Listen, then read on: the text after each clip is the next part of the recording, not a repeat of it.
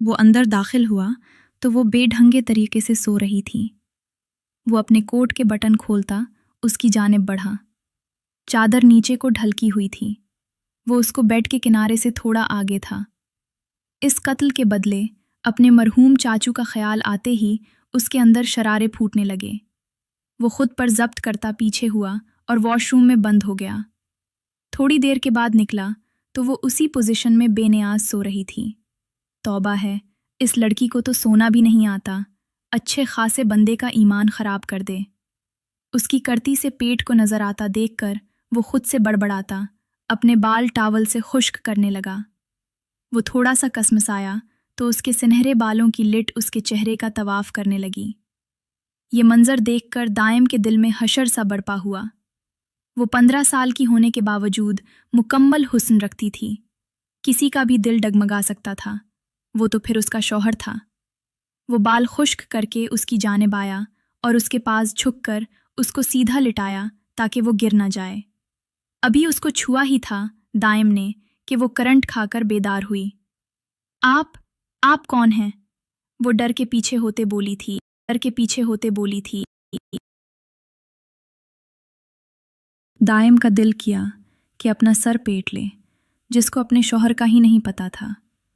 وہی ہوں جس کے ساتھ تمہارا ابھی نکاح ہوا تھا، تمہارا شوہر۔ وہ چبا چبا کر بولا۔ وہ آپ ہیں؟ وہ حیرت سے اپنے سے 15 سال بڑے اس خوبصورت سے شخص کو دیکھتے بولی۔ جی میں ہی ہوں، وہ کہتے ہوئے اٹھ کھڑا ہوا اور بیڈ کی دوسری سائڈ پر آ گیا۔ میں ونی ہو کر آئی ہوں، پھر آپ مجھ پر ظلم کریں گے، زبردستی ناحق لیں گے مجھ سے۔ وہ اچانک درد بھری آواز میں بولتی اس کو چونک آ گئی۔ یہ سب کس نے کہا تم سے؟ وہ آئی برو اچکا کر پوچھنے لگا۔ بھلا وہ اس 15 سالہ لڑکی سے اپنا حق کیسے لے سکتا تھا جس کو شادی کا مطلب بھی ابھی ٹھیک سے معلوم نہ تھا؟ پھر وہ محض بدلے کی آگ میں کیوں اس کو اپنی وحشت کا شکار بناتا؟ وہ نکاح کے وقت کچھ لڑکیاں ایسے ہی بول رہی تھیں کہ جو ونی ہو کر جاتی ہے اس کا شوہر اس پر ظلم کرتا ہے اور اپنا حق وصول کرتا ہے، اور اس کے بعد وہ خاموشی سے سر جھکا گئی۔ دائم کا تجسس بڑھا۔ اور کیا کہتی تھی؟ وہ سوال کرنے لگا جو اس کو حیران کر رہی تھی۔ سجے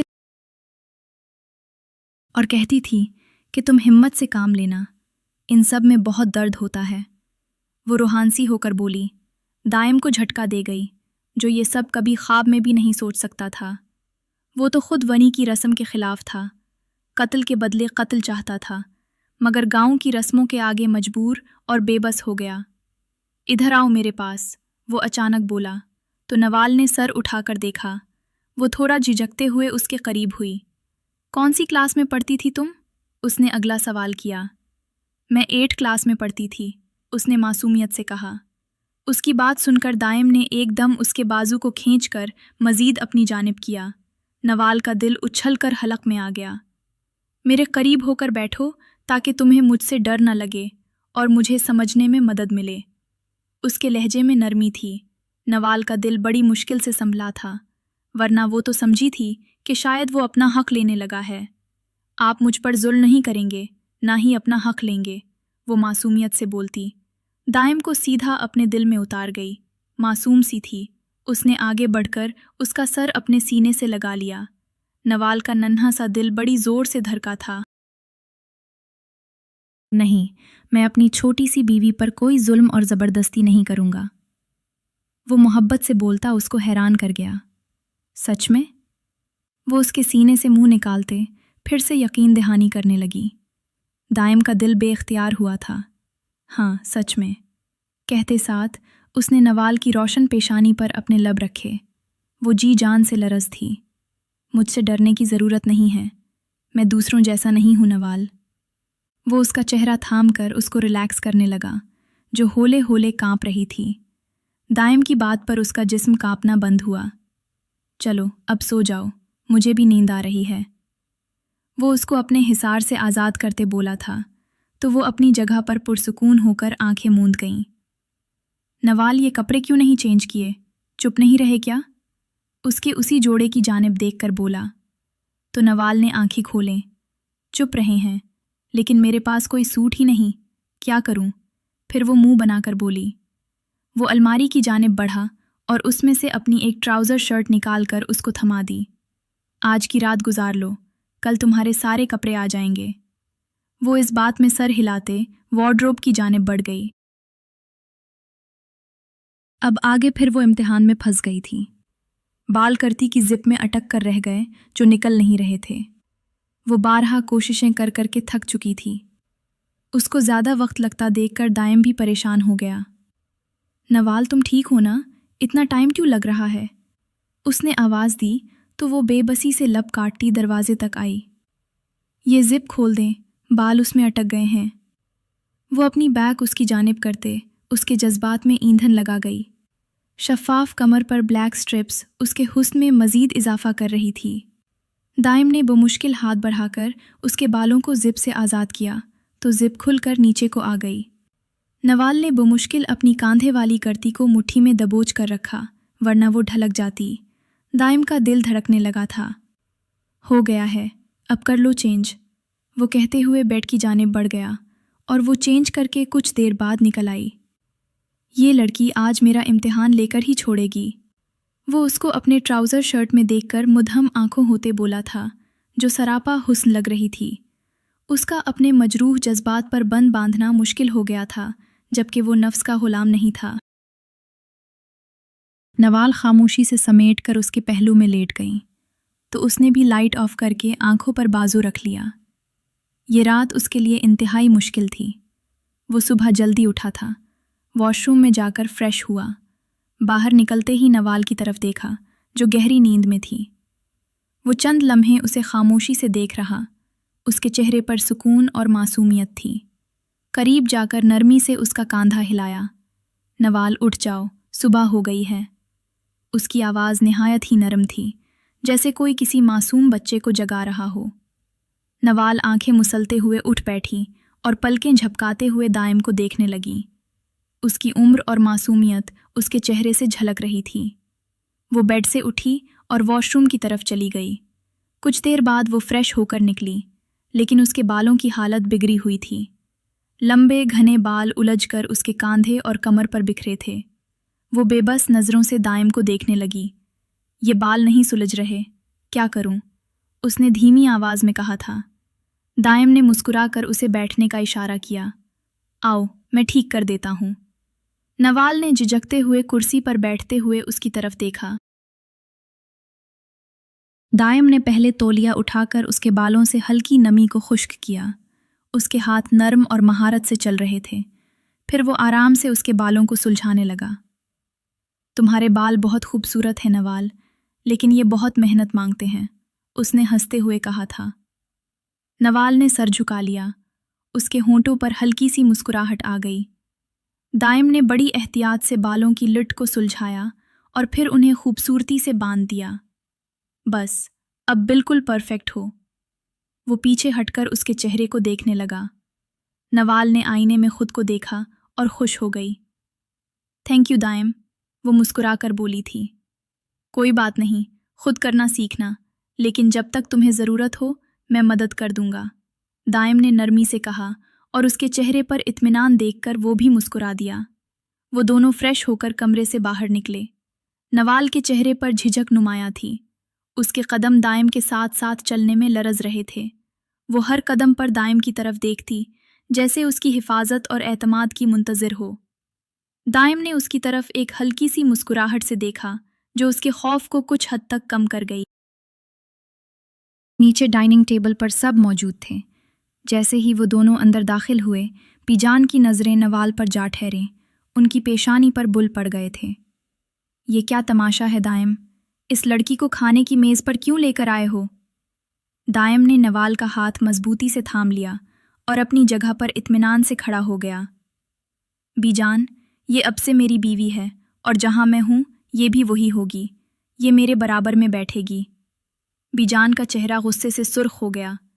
मत भूलो दाइम कि ये लड़की तुम्हारे चचा के कातिल की बेटी है।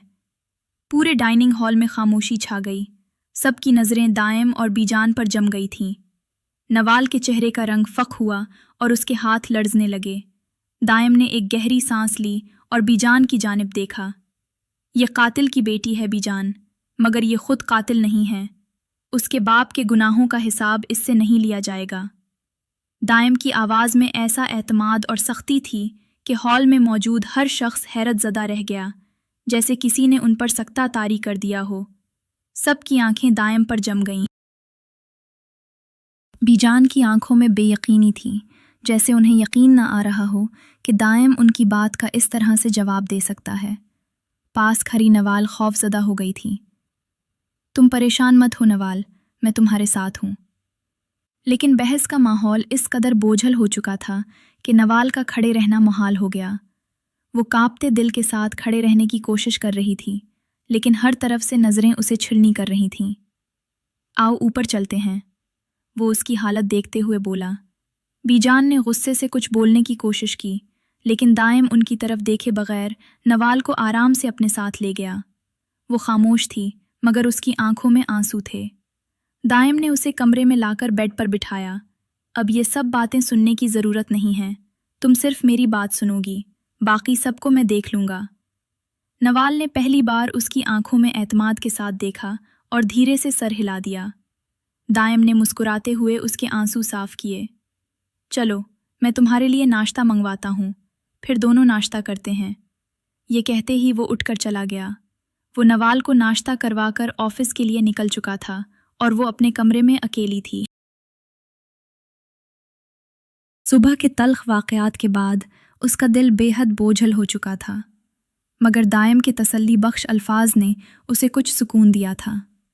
وہ تھکن کے دوبارہ بستر پر لیٹ گئی اور نیند کی آغوش میں چلی گئی۔ کچھ دیر ہوئی تھی کہ دروازے پر دھیمی سی دستک نے اسے جگا دیا۔ اس نے آنکھیں ملتے ہوئے دروازہ کھولا تو سامنے ایک ملازمہ کھڑی تھی۔ بی بی جی، بیجان نے آپ کو نیچے بلایا ہے۔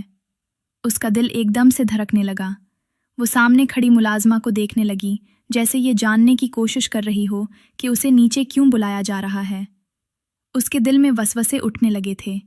وہ دھیرے دھیرے نیچے آئی، قدم بھاری ہو رہے تھے اور دل دھڑک رہا تھا۔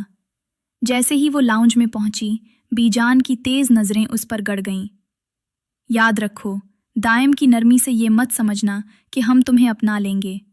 اگر تم چاہتی ہو کہ یہاں تمہیں برداشت کیا جائے تو سارے کام تمہیں کرنے ہوں گے، اور اگر تم نے انکار کیا تو مجھ سے برا کوئی نہیں ہوگا، سمجھ آئی؟ نوال نے بمشکل اپنی ہمت جمع کی اور سر جھکا کر ہلکے سے سر ہلا دیا۔ اس کی آنکھوں میں خوف تھا اور دل بے بسی سے بھرا ہوا تھا۔ جان نے اشارہ کیا، اچھا، اب جا کر ملازمہ کے ساتھ حویلی کے سارے کپڑے دھو دو۔ اس کو ایک اور دھچکا لگا۔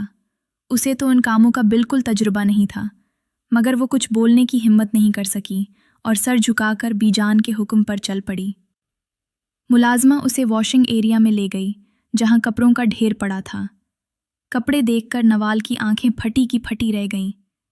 یہ سب دھونا ہے بی بی جی، کسی کی مدد نہیں لینا، ورنہ بیجان برا پیش آئیں گی، اور یہ کہہ کر وہ باہر چلی گئی۔ نوال نے بے بسی سے کپڑوں کو دیکھا۔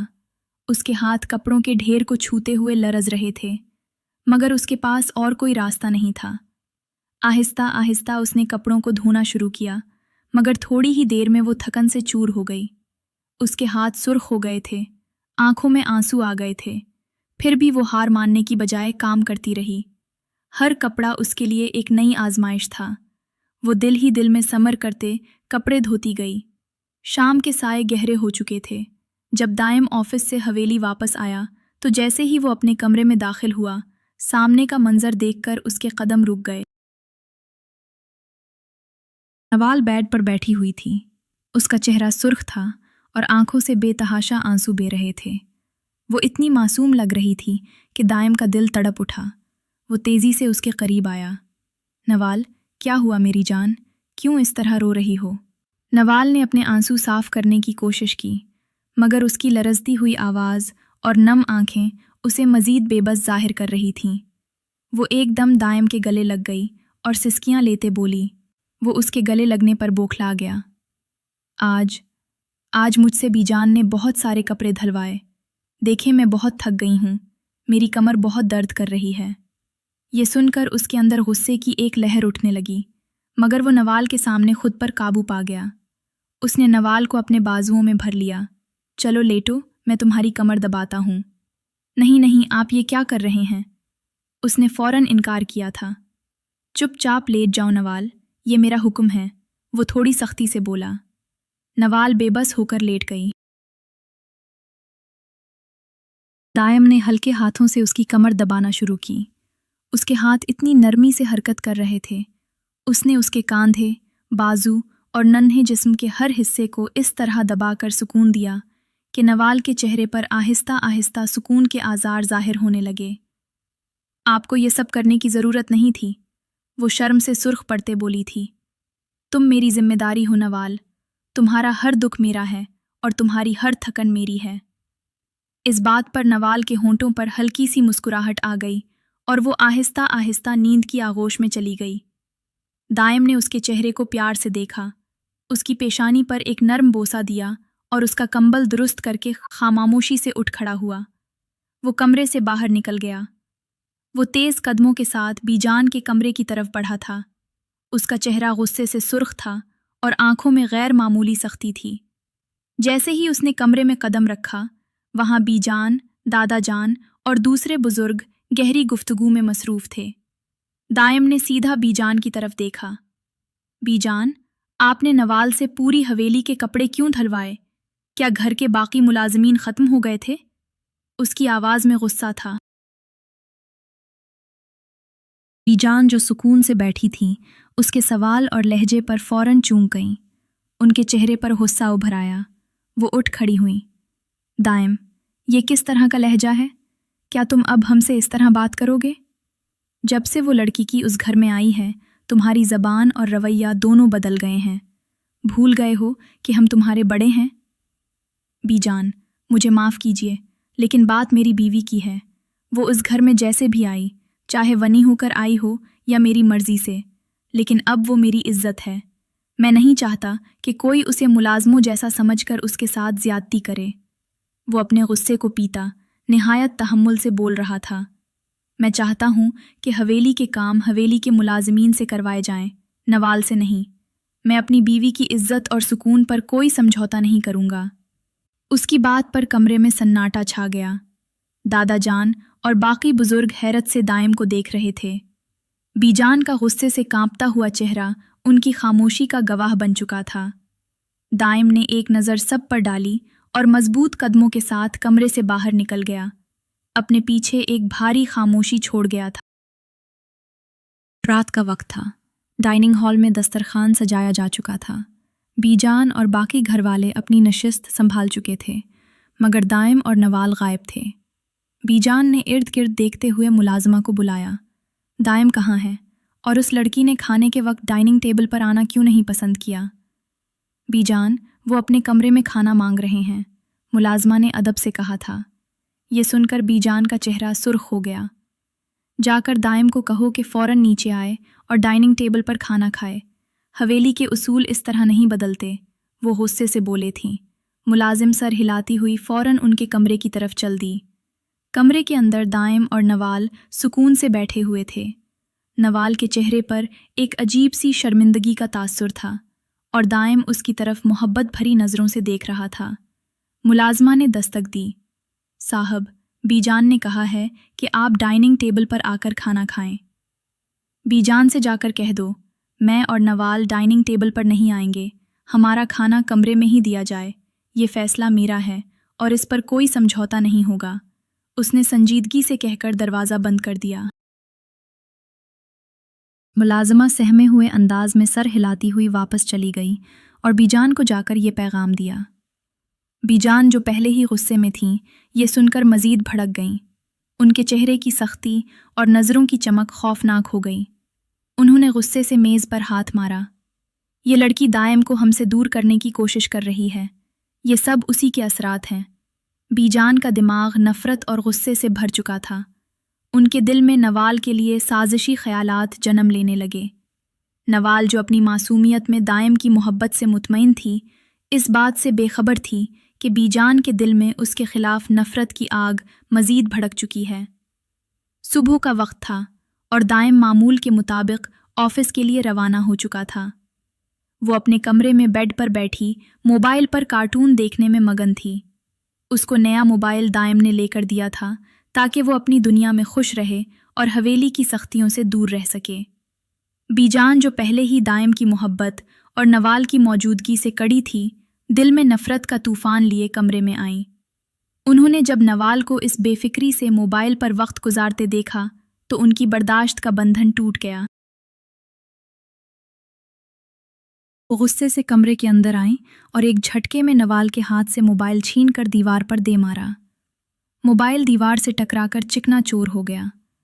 نوال نے خوفزدہ نظروں سے بیجان کی طرف دیکھا، لیکن اس سے پہلے کہ کچھ کہہ سکتی، بیجان نے ایک زوردار تھپڑ اس کے چہرے پر دے مارا۔ تھپڑ کی شدت سے نوال کا سر دیوار سے جا لگا اور وہ درد سے چیخ اٹھی۔ تمہاری یہ جرت کہ ہمارے اصول کے خلاف جاؤ، دائم کو ہمارے خلاف بھڑکا رہی ہو، اپنی عمر اور حیثیت دیکھو۔ کس نے کہا تھا کہ تم ہماری شکایت کرو؟ ان کی آواز سے در و دیوار ہل گئے تھے۔ نوال جو دیوار کے ساتھ سہمی کھڑی تھی، روتے ہوئے بمشکل بولی، بیجان، میں نے کوئی شکایت نہیں کی۔ لیکن اس کی بات مکمل ہونے سے پہلے ہی بیجان نے ایک اور تھپڑ اس کے منہ پر دے مارا۔ بیجان نے ملازمہ کو آواز دی، اسے نیچے لے کر آؤ۔ ملازمہ فوری طور پر کمرے میں داخل ہوئی اور نوال جو خوف اور بے بسی کے عالم میں تھی، اس کو گھسیٹتے ہوئے نیچے لے جانے لگی۔ وہ زور زور سے چیخنے لگی تھی، مجھے چھوڑ دو پلیز، لیکن اس کی آواز کسی نے نہ سنی۔ نیچے حویلی کے بڑے کمرے میں سب بزرگ اور حویلی کے دیگر افراد موجود تھے۔ سب نے ملازمہ کو نوال کو گھسیٹتے ہوئے آتے دیکھا۔ بیجان نے پھر سے نوال کے منہ پر تھپڑ مارنا شروع کر دیا۔ ہر تھپڑ کے ساتھ ان کے غصے کا اظہار مزید شدید ہوتا گیا۔ نوال کی چیخیں اور سسکیاں حویلی میں گونجنے لگیں۔ ایک اور زوردار تھپڑ کے بعد اس کا ہونٹ پھٹ گیا تھا اور اس میں سے خون رسنے لگا۔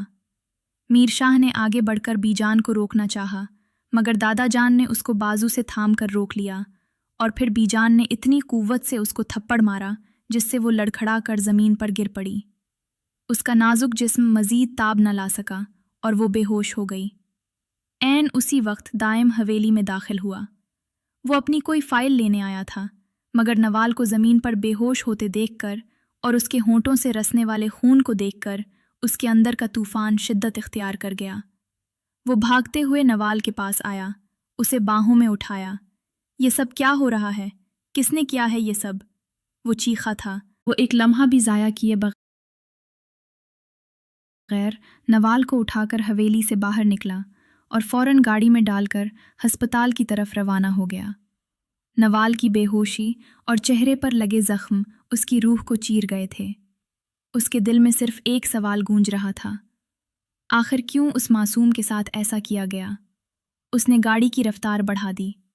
نوال اس کی گود میں بے ہوش پڑی تھی، اس کے ہونٹ سے خون بہہ رہا تھا اور چہرے پر تھپڑ کے نشان صاف دیکھے جا سکتے تھے۔ اس کی سانسیں معمولی سی تھیں، لیکن اس کی بے ہوشی دائم کے دل کو زخمی کیے جا رہی تھی۔ ہسپتال پہنچتے ہی وہ اسے فوراً ایمرجنسی میں لے گیا۔ ڈاکٹرز نے اس کو اسٹریچر پر لٹایا اور اس کا فوری معائنہ شروع کر دیا۔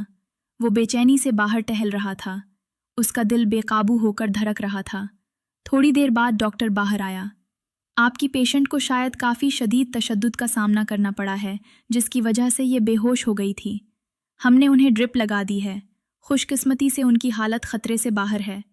لیکن ڈاکٹر کے الفاظ رک گئے، جیسے وہ لیکن کیا ڈاکٹر صاحب صاف صاف بتائیں؟ دائم نے بے قراری سے پوچھا تھا۔ دیکھیں، ان پر جسمانی تشدد کیا گیا ہے اور یہ کسی بھی حالت میں درست نہیں ہے۔ ایک معصوم کم عمر بچی پر اس طرح کا ظلم ناقابل قبول ہے۔ آپ کو ان کا خاص خیال رکھنا چاہیے۔ یہ سنتے ہی دائم کی روح جیسے لرز گئی۔ اس کے دل پر ایک بوجھ سا آن پڑا۔ وہ خود کو اس بات پر ملامت کرنے لگا کہ اس نے نوال کو حویلی میں چھوڑا ہی کیوں۔ اس کی معصومیت، اس کا نازک وجود اور اس کے خلاف حویلی والوں کی صفاقی اسے اندر ہی اندر ختم کیے جا رہی تھی۔ نوال کو وارڈ میں منتقل کر دیا گیا تھا۔ وہ اس کے پاس بیٹھ گیا، اس کا ہاتھ تھامے اپنی آنکھوں سے بہنے والے آنسو روکنے کی ناکام کوشش کرنے لگا۔ وہ اس کے چہرے پر پڑے زخموں کو دیکھ رہا تھا جو اس کی بے بسی اور درد کے گواہ تھے۔ اس نے دل ہی دل میں ایک فیصلہ کر لیا تھا کہ وہ نوال کو اب کبھی حویلی واپس نہیں لے کر جائے گا۔ وہ اس معصوم کو उन बेहुस्सों के दरमियान मजीद नहीं छोड़ सकता था।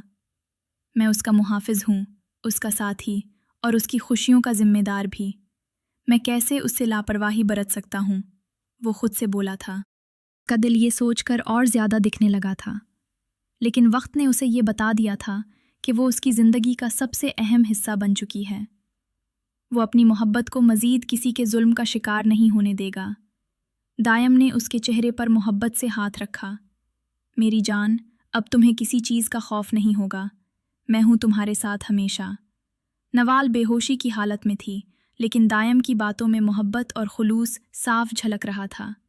फार्म हाउस की खामोश फ़ज़ा में दायम नवाल को लेकर आया था। गाड़ी से उतरते ही नवाल ने चारों तरफ निगाह दौड़ाई। ये जगह एक ख्वाब जैसी लग रही थी। दूर दूर तक फैला सब्ज़ा, एक पुरसुकून सा माहौल और वो खूबसूरत घर जो दायम ने नवाल के लिए चुना था। मगर उसकी आंखों में अब भी वो चुप थी जो दायम को बेचैन कर रही थी। दायम ने आहिस्ता से उसको सहारा दिया और उसे फार्म हाउस के अंदर ले आया।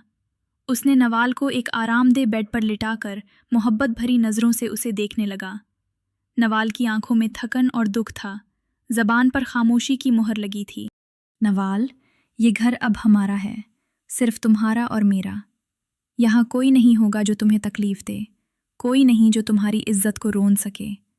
हम यहाँ सुकून से रहेंगे, दूर उन सब से जो तुम्हें रुला देते थे। नवाल ने आंखें उठाकर उसकी तरफ देखा, लेकिन वो कुछ कह न सकी। दायम उसकी खामोशी के पीछे छुपे दर्द को महसूस कर सकता था। वो उठ खड़ा हुआ। ठहरो, मैं तुम्हारे लिए कुछ खाने को लाता हूँ, वो कहकर किचन की जानिब बढ़ गया। वो मुलाजिम से किचन से खाना लेकर आया तो उसने प्लेट नवाल के सामने रखी। अब अपने हाथों से नवाले बनाकर उसको खिलाने लगा। चलो खाओ, तुमने बहुत देर से कुछ नहीं खाया। आप सच कह रहे हैं? हम वाकई इस घर में रहेंगे? वो चूंक कर बोली, तो दायम के चेहरे पर मुस्कुराहट आ गई। हाँ नवाल, ये घर सिर्फ तुम्हारा और मेरा है। यहाँ कोई और नहीं होगा, कोई जुल्म करने वाला, कोई तकलीफ देने वाला। ये घर सिर्फ तुम्हारे लिए है, तुम्हारे सुकून के लिए। वो मोहब्बत से बोला था। उसकी आंखों में मासूम सी चमक आ गई। वो बच्चों की तरह खुश हो गई और बेइख्तियार दायम के गले लग गई। दायम ने हल्के से उसे थपथपाया। थोड़ा सा फासला रखकर बात किया करो, वरना फिर खुद ही मुश्किल में पड़ जाओगी। वो उसके होंठों का लम्स अपने सीने पर महसूस करते मखमूर लहजे में बोला। क्या मतलब? कौन सी मुश्किल? नवाल ने हैरानी से पूछा था। कुछ नहीं, तुम आराम करो कमरे में जाकर, मैं ये बर्तन रख के आता हूँ। दायम ने उसे शरारती नज़रों से देखकर कहा। वो अहमकों की तरह उसको देखकर रह गई। दायम की मानवी खेज बात उसके सर के ऊपर से ही गुजर गई थी। वो दायम के फ़ोन पर कार्टून देखने में मगन थी और दायम उसके पास बैठा लैपटॉप पर काम कर रहा था। नवाल की मासूम हंसी और कार्टून के किरदारों की आवाज़ों ने माहौल को हल्का फुल्का बना रखा था। लेकिन अचानक दायम के फ़ोन की स्क्रीन पर कॉल आने लगी। नवाल ने बेध्यानी में फ़ोन उठाया और स्क्रीन पर नज़र दौड़ाई। उस पर लिखा हुआ बीजान उसके जहन को उलझा गया। आपके फ़ोन पर कॉल आ रही है, उसने आहिस्ता से कहकर फ़ोन दायम को पकड़ा दिया। उसने फ़ोन नवाल के हाथ से ले लिया और कॉल उठाते हुए जल्दी से कमरे से बाहर निकल गया। उसके कदमों की रफ्तार और चेहरे की संजीदगी नवाल को कुछ अजीब सा लगा, मगर वो खामोश रही। दायम ने कमरे से बाहर जाकर फ़ोन कान से लगाया तो दूसरी तरफ बीजान का गुस्से से भरा लहजा सुनाई दिया। कहाँ हो तुम दायम? 2 दिन हो गए हैं, तुमने हवेली में कदम तक नहीं रखा। उनके लहजे में सख्ती और तलखी नुमायां थी। उसने गहरी सांस ली। बीजान, अब मैं इस हवेली में कदम नहीं रखूँगा जब तक आप लोग नवाल को दिल से कबूल नहीं करेंगे। वो बेशक वनी होकर उस घर में आई हैं, लेकिन अब वो मेरी बीवी है। दायम मीर शाह की इज्जत है, अगर उसके साथ कोई बुरा सलूक। उसने बना किसी तवक्कुफ के फ़ोन बंद कर दिया। बीजान दूसरी तरफ सुलग कर रह गईं। उनके चेहरे पर बेबसी और गुस्से के मिले जुले आसार थे। दायम ने फ़ोन बंद करके एक लम्हे को खुद को संभाला, गहरी सांस ली और अपने अंदर के गुस्से को काबू में लाते हुए कमरे की तरफ वापस लौट आया। कमरे में वापस आते ही दायम ने नवाल की तरफ देखा, जो अब उसके लैपटॉप पर कार्टून देखने में मगन थी। वो कुछ देर उसे देखता रहा। चलो नवाल, अब बहुत कार्टून देख लिए, अब सो जाओ। वो नरमी से बोलता उसके पास आया। नहीं, मुझे अभी और कार्टून देखने हैं। उसने लैपटॉप से नज़रें हटाए बगैर कहा। उसकी ज़िद पर वो सर पकड़ के रह गया। उसने हमेशा बाशऊर, अपनी हम उम्र और समझदार बीवी का ख्वाब देखा था जो उसके साथ कदम से कदम मिलाकर चल सके, मगर हकीकत ये थी कि उसे ये मासूम और ज़िद्दी सी 15 साला लड़की मिली थी जो अपनी दुनिया में मगन रहती थी। मगर उसकी मासूमियत और बच्चों जैसी हरकतों ने उसके दिल में ख़ास जगह बना ली थी। वो उस मासूम सी लड़की से मोहब्बत करने लगा था।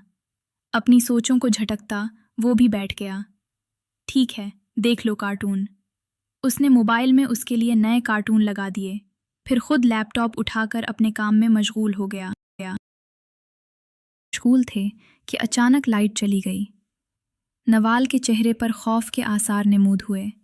वो एकदम उछलकर दायम की गोद में आ बैठी। दायम उस गैर मुतवक्के हरकत पर बौखला गया। ये क्या कर रही हो नवाल? कुछ नहीं होता, आराम से बैठो, आ जाएगी लाइट अभी। वो संभल कर बोला था। डर लग रहा है, मुझे आपके पास ही रहना है, वो खौफ से कांपते हुए बोली। दायम ने फ़ौरन मोबाइल की टॉर्च ऑन की ताकि कमरे में थोड़ी रोशनी हो सके। नवाल का चेहरा उसके कांधे के करीब था और उसके होंठ बेख्तियार नवाल की गर्दन से मिस हो गए। उसकी कुर्बत ने दायम के अंदर एक तूफ़ान सा बर्पा कर दिया। वो बमुश्किल अपने जज्बात को काबू में रखने की कोशिश करने लगा। नवाल की मज़ीद नज़दीकी ने उसको बेचैन कर दिया। नवाल प्लीज़, मेरे सब्र का इम्तिहान मत लो, साइड पर होकर बैठो, कुछ नहीं होता। वो ज़ब्त की इंतहा पर था शायद। नहीं, मुझे बहुत डर लग रहा है, मुझे आपकी गोद में ही रहना है, वो ज़िद्दी बच्चे की तरह बोली थी। वो 15 साल की मासूम लड़की थी, उसकी शिद्दत की ताब नहीं ला सकती थी। कुछ लम्हों बाद लाइट वापस आ गई। दायम ने सुकून की सांस ली। यार अब तो पीछे हट जाओ, लाइट आ गई है, मुझे मेरा काम करने दो। वो उसकी गोद से उतरकर साइड पर बैठ गई, मगर दायम की हालत बेहद नर्वस थी। वो गहरी सांस खींचकर वापस अपने काम में मशगूल हो गया। वो अपने ऑफिस में बैठा काम करने में मसरूफ़ था। उसकी तवज्जो मुकम्मल तौर पर स्क्रीन पर थी जब अचानक दरवाज़ा खुला और दादा जान और मीर शाह अंदर दाखिल हुए। उन्हें देखकर दायम चूक गया और फ़ौरन एहतरामन खड़ा हो गया। बाबा जान, दादा जान, आप यहाँ प्लीज़ बैठें। वो उनकी जानिब बढ़ा था। दादा जान और मीर शाह खामोशी से सोफे पर बैठ गए। दायम ने उनके लिए पानी मंगवाकर खुद भी करीब ही उनके बैठ गया। मीर शाह की गहरी नज़रें और दादा जान की खामोशी उसे बेचैन कर रही थीं। दायम, ये क्या कर रहे हो तुम? एक लड़की के लिए तुम हम सबको छोड़ रहे हो? मीर शाह ने बात का आगाज़ किया था। बाबा जान, वो लड़की सिर्फ लड़की नहीं, वो अब मेरी बीवी है, मेरी इज्जत है, वो मजबूत लहजे में बोला था। मत कहो कि वो तुम्हारी बीवी है, वो वनी के तौर पर आई हैं। उसके बाप ने तुम्हारे चचा को कत्ल किया है, ये भूल गए हो क्या? दादा जान ने अपना असा ज़मीन पर रखकर सख्त आवाज़ में कहा। दायम का चेहरा एक पुल के लिए सपाट हुआ। दादा जान, मैं कुछ नहीं भूला, सब याद है, हर बात, हर ज़ख्म, मगर ये भी याद है कि वो मासूम लड़की कातिल नहीं, उसका बाप कातिल है। मैं हमेशा वनी की रस्म के ख़िलाफ़ था। मैंने आप सबको पहले ही कहा था कि मुझसे उम्मीद न रखिएगा कि मैं इस रस्म को निभाऊंगा, मगर फिर भी आपने ज़बरदस्ती मेरा निकाह मुझसे 15 साल छोटी मासूम लड़की से करवा दिया। अब जब ये सब कुछ आप लोगों की मर्ज़ी से हुआ है तो अब मेरे फ़ैसलों के साथ चलना पड़ेगा आप सबको, वरना ये बिज़नेस, ये सब कुछ भी मैं छोड़ दूंगा।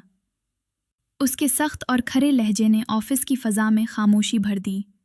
वो दायम, जो हमेशा उनके हर हुक्म के आगे सर झुका देता था, आज उन्हें यूं खरी खरी सुना रहा था।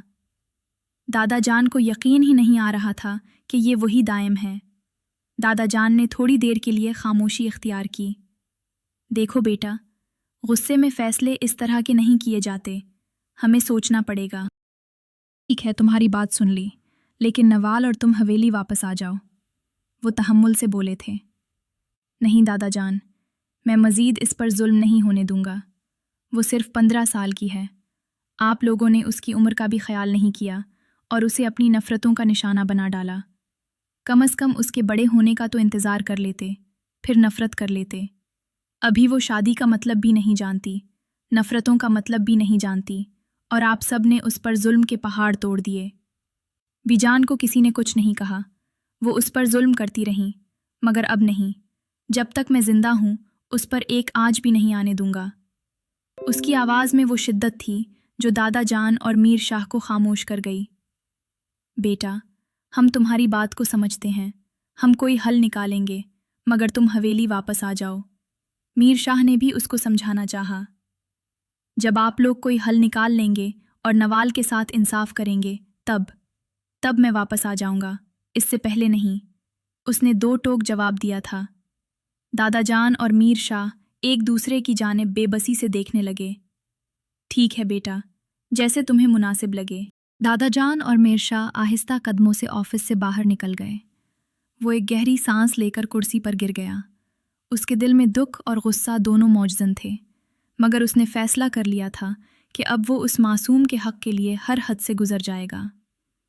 वो ऑफिस से थका हारा वापस आया, और जब दरवाज़ा खोलकर अपने कमरे में दाखिल हुआ तो उसकी नज़र नवाल पर पड़ी, जो नीले रंग की साड़ी पहने हुए थी।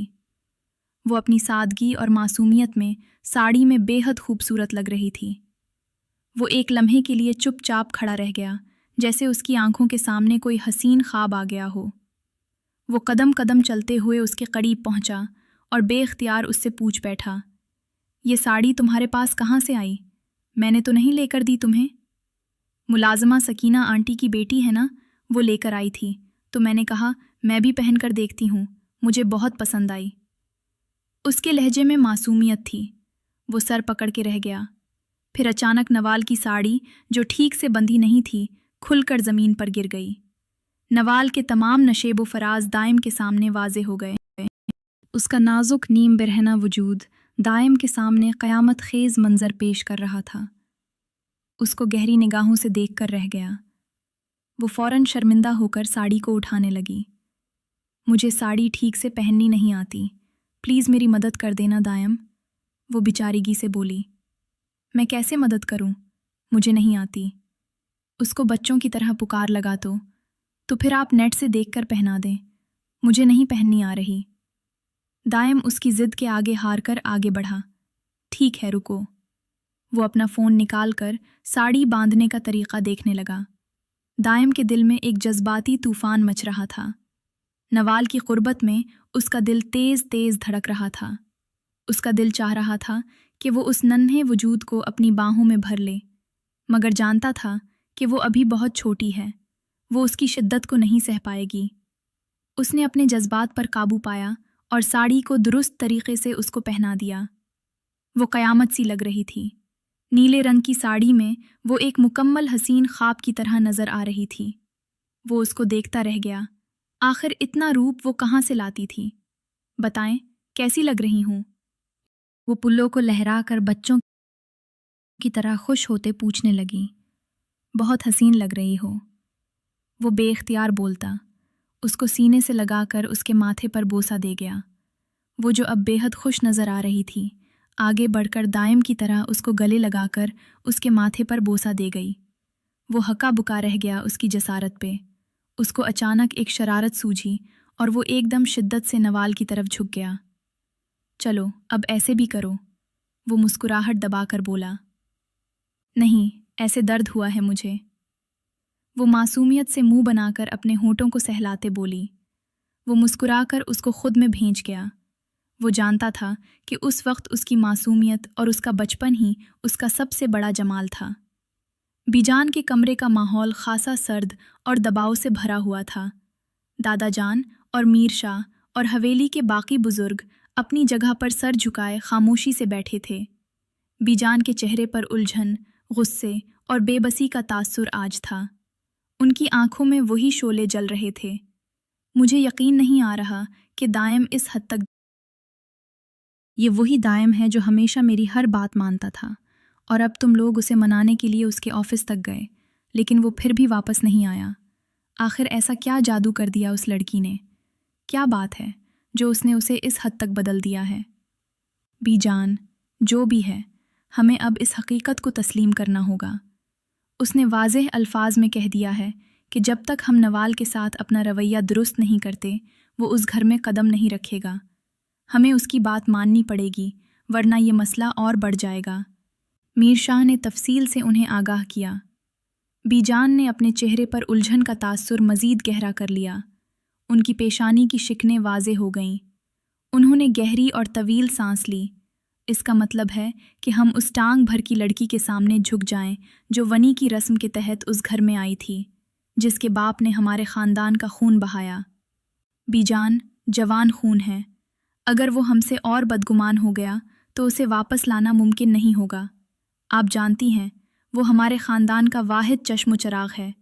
अगर वो हमसे दूर हो गया तो हमारी नस्ल का तसलसल ख़तरे में पड़ जाएगा। हमें दानिश दादा जान, जो अब तक खामोश थे, अपनी छड़ी पर झुके हुए सर को उठाकर धीमी आवाज़ में बोले, मीर शाह ठीक कह रहा है। दायम को खोना हमारे लिए बहुत बड़ा नुकसान होगा। हमें उसकी बात माननी ही होगी, वरना मामला हमारे हाथों से निकल जाएगा। बीजान ने एक लम्हे के लिए सोचा, जैसे अपने अंदर के जज्बात को काबू करने की कोशिश कर रही हूँ। उनकी आंखों में वही सख्ती थी, लेकिन वो उस वक्त हालात के आगे झुकने पर मजबूर नजर आई थीं। ठीक है, दायम को पैगाम भेज दो कि हम उसकी शर्त मानने के लिए तैयार हैं। नवाल के साथ कोई जुल्म या ज्यादती नहीं की जाएगी और उसके साथ वैसा ही सलूक होगा जैसे उस हवेली की बहू के साथ होना चाहिए। उसे बताओ कि वो वापस आ जाए। ये कहते हुए बीजान अपनी जगह से उठ गईं। उनकी आंखों में गुस्से के आसार अब भी बाकी थे। 2 माह का अरसा कैसे बेटा, उन्हें मालूम ही न हुआ। फार्म हाउस की खामोशी और पुरसुकून माहौल ने उन दोनों को मज़ीद करीब कर दिया। नवाल, जो पहले एक मासूम और ज़िद्दी लड़की थी, दायम के साथ रहते हुए दायम के दिल में भी उसके लिए मोहब्बत के जज्बात पहले से कहीं ज़्यादा गहरे हो गए। अभी भी वो दोनों बेड पर एक साथ लेटे थे। दायम ने उसे नरमी से गले से लगाया। वो उसके सीने पर सर रखे अपनी बातों में मसरूफ़ थी। उसकी मासूमियत हमेशा दायम के चेहरे पर एक मुस्कुराहट ले आती। दायम, मुझे बेबी चाहिए, वो अचानक सर उठाकर बोली थी। बेबी क्यों चाहिए तुम्हें? दायम ने हैरत से उसकी तरफ देखा और उसकी बात को दोहराते हुए कहा, सकीना, आंटी की बेटी भी मेरी जितनी है, उसकी भी शादी हुई है और उसका भी एक बेबी है।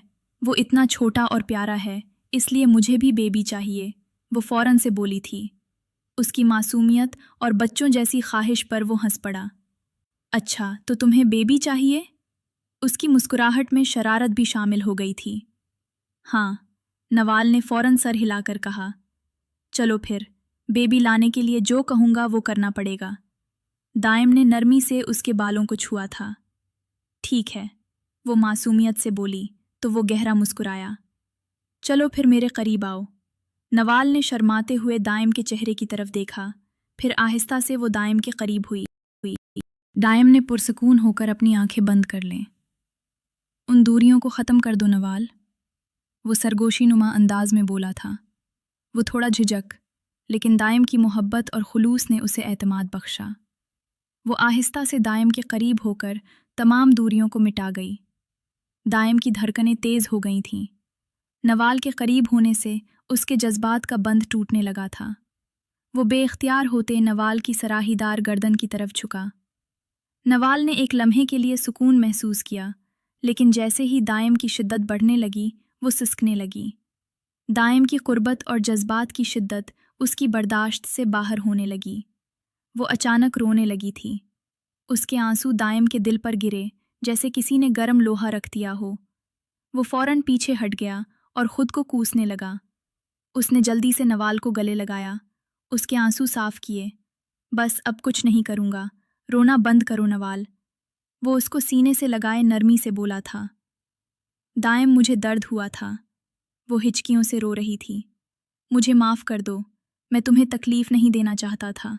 आइंदा ऐसा नहीं होगा, मैं वादा करता हूँ। दायम ने उसके माथे पर बोसा दिया और अपनी आवाज़ को भरपूर नरमी देते हुए कहा। वो उसके साथ लिपट गई।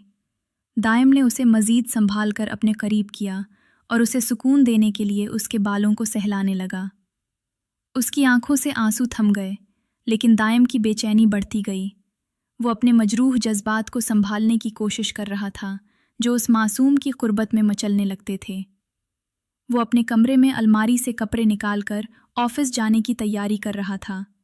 सूरज की हल्की रोशनी खिड़की के पर्दों से छनकर कमरे में दाखिल हो रही थी। नवाल भी करीब ही बेड पर बैठी थी। उसकी नज़रें दायम पर जमी थीं, जो ब्लैक शर्ट पहनते हुए खासा मसरूफ़ और हैंडसम लग रहा था। अचानक उसके फ़ोन की घंटी बजी। उसने फ़ोन उठाया। स्क्रीन पर बाबा जान का नाम देखकर रुक गया। जी बाबा जान, खैरियत? उसने फ़ोन को कान से लगा लिया। दूसरी तरफ से मीर शाह की गहरी और पुरसुकून आवाज़ सुनाई दी। दायम बेटा, हम सब ने फ़ैसला कर लिया है। तुम्हें और नवाल को अब किसी किस्म की ज़बरदस्ती या ज़्यादती। बीजान ने नवाल को अपनी बहू के तौर पर तस्लीम कर लिया है। हम सब उसे अपना चुके हैं। तुम दोनों अब वापस आ जाओ। उनकी बात सुनकर दायम के हाथ लम्हा भर के लिए रुक गए। ये सब अचानक कैसे? बीजान कैसे मान गईं? वो हैरान हुआ था। हाँ बेटा, ये सब तुम्हारी ज़िद और नवाल के लिए तुम्हारी मोहब्बत को देखकर हुआ। हमें एहसास हो गया है कि नवाल हमारी बहू है और उसे वैसा ही मकाम मिलना चाहिए। अब कोई मसला नहीं होगा। दायम ने गहरी सांस ली और कुछ लम्हे के लिए खामोश रहा। ठीक है बाबा जान, मैं कुछ दिनों में नवाल के साथ हवेली वापस आता हूँ। कुछ देर के बाद वो बोला था। यही बेहतर है बेटा, हम तुम्हारा इंतज़ार करेंगे। फ़ोन बंद करते हुए दायम ने कुछ सोचते हुए एक नज़र नवाल पर डाली, जो खामोशी से उसे देख रही थी। बाबा जान का फ़ोन था। वो चाहते हैं कि हम हवेली वापस चलें। सब ने तुम्हें अपना लिया है। सच? मुझे कबूल कर लिया सब ने? उसने हैरत और खुशी के मिले जले तासुरात के साथ पूछा। हाँ, सब ने तुम्हें कबूल कर लिया है नवाल। अब तुम्हें कोई परेशान नहीं करेगा। वो मुस्कुरा कर बोला था। नवाल ने आहिस्ता से सर हिलाया। उसकी आंखों। दायम ने नरमी से उसके करीब जाकर उसको सीने से लगा लिया। अब बस तुम्हें थोड़ा इंतज़ार करना होगा। हम जल्द वापस चलेंगे। उसने खामोशी से अस्पात में सर हिला दिया और वो अपने काम की तैयारी में दोबारा मसरूफ़ हो गया। उसके चेहरे पर अब सुकून और खुशी के तासुरात नुमायां थे। वो भी अपनों से मिलने के लिए बेताब था। दोपहर का वक्त था। हवेली के दरवाजे पर गहमा गहमी थी। मुलाजिमीन हाथों में गुलाब के फूल लिए कतार में खड़े थे और हवेली के बड़े दरवाजे को रंगीन फूलों की माला से सजाया गया था। दरवाजे के करीब दादा जान, बी जान, मीर शाह और चची जान खड़े थे, जिनके चेहरों पर मुस्कुराहटें नुमायां थीं। सबको मालूम था कि आज 3 माह बाद दायम और नवाल वापस आ रहे हैं और ये लम्हा उनके लिए खुशियों का बायस था। जैसे ही गाड़ी दरवाजे पर आकर रुकी, दायम ने गाड़ी का दरवाज़ा खोला और बाहर निकला। वो सियाह शलवार कमीज़ में हमेशा की तरह बावकार लग रहा था। नवाल भी आहिस्ता से बाहर निकली, आसमानी रंग के लिबास में बच्चों जैसी मासूम मुस्कुराहट लिए। मुलाजिमीन ने उन दोनों पर गुलाब के फूल निछावर किए और हवेली का माहौल। दादा जान ने आगे बढ़कर दायम को गले लगा लिया। उनकी आंखों में खुशी और फ़ख्र का मिला जला तासुर था। बेटा, तुम्हारे वापस आने से हवेली की रौनक लौट आई है, दादा जान ने जज्बात से लबरेज लहजे में कहा। आपकी दुआ है दादा जान। दायम ने नरमी से दादा जान के हाथ थाम लिए। उसके बाद बीजान ने आगे बढ़कर उन दोनों को दुआ और प्यार दिया। मीर शाह ने भी मुस्कुराते हुए दायम को गले लगा लिया था।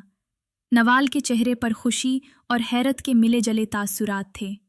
वो बच्चों की तरह मुस्कुराते हुए सबका इस्तकबाल देख रही थी। उसकी आंखों में खुशी की चमक नुमायां थी। हवेली के अंदर दाखिल होते ही मुलाजिमीन ने रास्ते में फूल बिछा रखे थे और हर तरफ मोहब्बत और अपनायत का माहौल था। नवाल दायम के साथ साथ चलते हुए कभी हवेली को देखती और कभी लोगों की मोहब्बत भरी मुस्कुराहटों को। वो दिल ही दिल दुआ कर रही थी कि ये खुशियां हमेशा कायम रहें। जल्द ही सब दस्तरखान पर जमा हो गए। खाने की मेज़ रंग बिरंगे खानों से सजी हुई थी। सब ने हंसी मजाक के नवाल हर किसी के साथ पर एतमाद तरीके से बात कर रही थी और दायम उसे देखकर दिल ही दिल में खुश हो रहा था कि उसका फैसला दुरुस्त साबित हुआ। खाना पुरसुकून माहौल में खाया गया था। उनको हवेली आए काफ़ी महीने हो गए थे। सबका रवैया नवाल के साथ बदल गया था। वो तितलियों की तरह पूरी हवेली में उड़ती फिरती थी, मगर कोई रोक टोक न थी। बीजान भी अपना दिल उसकी तरफ से साफ कर चुकी थी क्योंकि वो अपने होनहार पोते को इस वजह से खोना नहीं चाहती थी। वो अभी ऑफिस से हवेली लौटा था कि दादा जान ने उसको बुला लिया। वो खामोशी से उनके कमरे के दरवाजे पर दस्तक देकर अंदर दाखिल हुआ। दादा जान अपनी आराम कुर्सी पर बैठे थे और उनके चेहरे पर एक संजीदगी के साथ नर्म सी मुस्कुराहट थी। आओ बेटा बैठो, दादा जान ने मोहब्बत से कहा। वो उनके करीब सोफे पर बैठ गया और एहतराम से उनकी तरफ देखने लगा। जी दादा जान, आपने मुझे बुलाया? दायम, तुम जानते हो कि ये ख़ानदान तुम्हारे दम से कायम है। तुम हमारे इकलौते वारिस हो और हम चाहते हैं कि ये विरासत तुम्हारी नस्ल तक जाए। तुम हमें पोते की खुशी दे दो। वो बुला किसी तमल्लुक गोई से। दायम उनकी आखिरी बात पे चौंक गया। हाँ बेटा, अब वक्त आ गया है कि तुम हमें एक पोते की खुशी दो। नवाल के साथ तुम्हारी शादी को कुछ वक्त हो चुका है। हम सब चाहते हैं कि अब हमारी अगली नस्ल की बुनियाद रखी जाए। उसने दादा जान की बात सुनकर गहरी सांस ली। दादा जान, नवाल अभी बहुत छोटी है। वो सिर्फ 15 साल की है। मैं जानता हूँ वो इस जिम्मेदारी को नहीं समझ सकती। बेटा, एक लड़की 13 साल की उम्र में बालिग हो जाती है, यह कुदरती बात है। नवाल तुम्हारे साथ बहुत अटैच है और अगर तुम इससे मोहब्बत और नरमी से समझाओगे तो वो तुम्हारी बात को मान लेगी।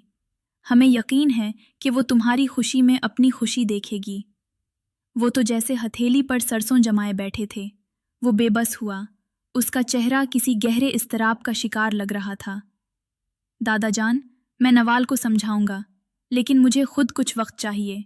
मैं इस मामले में जल्दी नहीं करना चाहता। वो मेरे लिए कांच की गुड़िया की तरह है। मैं नहीं चाहता कि किसी भी वजह से उसके दिल या जिस्म पर कोई बोझ आए। वो तहम्मुल से अपने दिल की बात कह गया।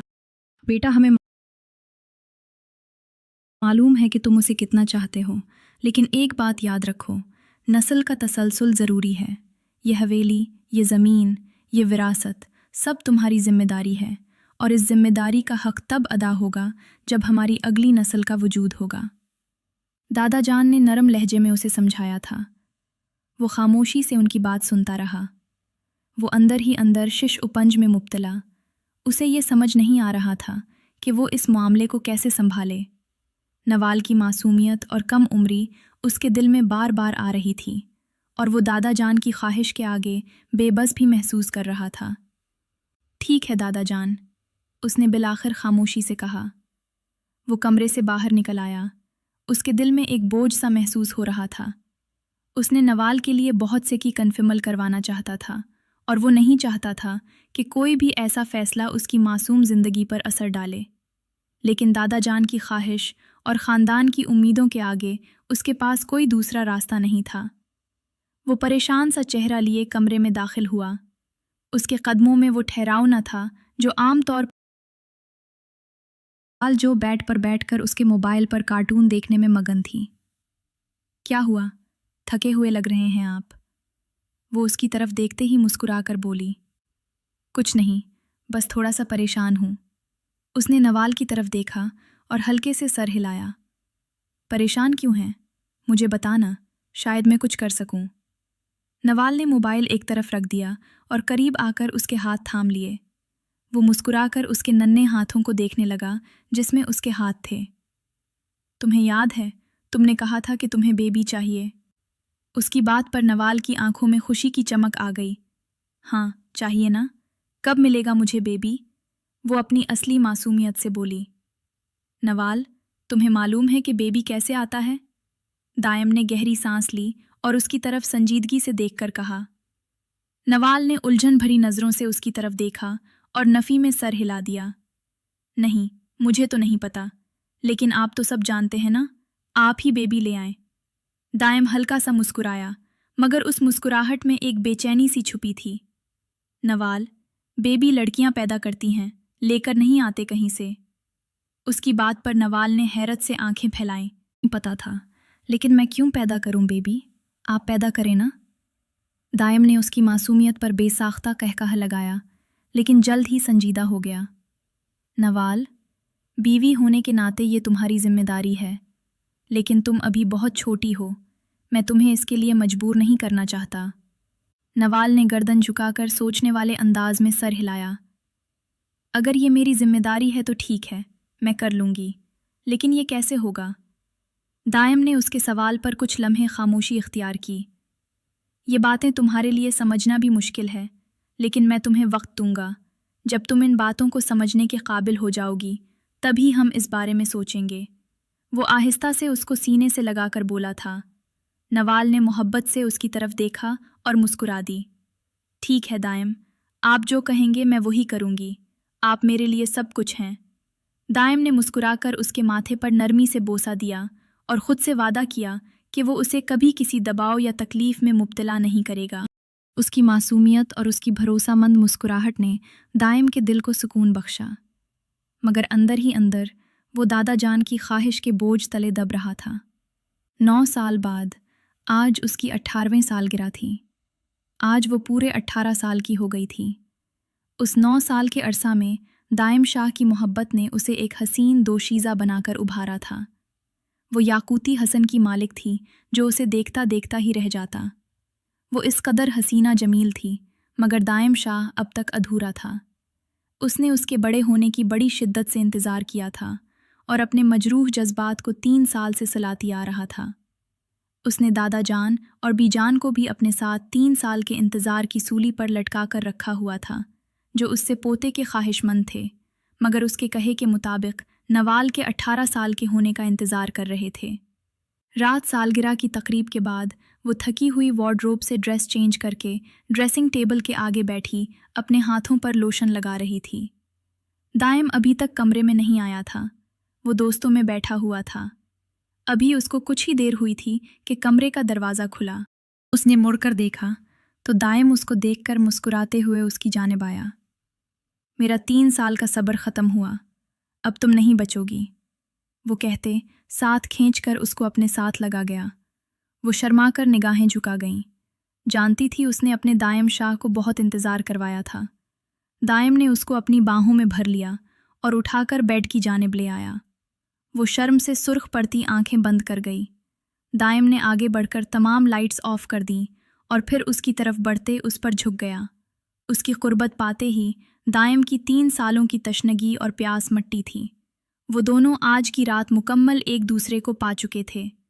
चांद उनके मिलन की रात पर मुस्कुराता बादलों की ऊँट में छुप गया था। तो प्यारे रीडर्स, आज की कहानी थी यहीं तक। कैसी लगी आपको हमारी आज की कहानी? कमेंट सेक्शन में अपनी कीमती राय का इजहार ज़रूर करें। बहुत जल्द मिलते हैं एक नई कहानी के साथ। तब तक हमें दीजिए इजाज़त। Till then take care.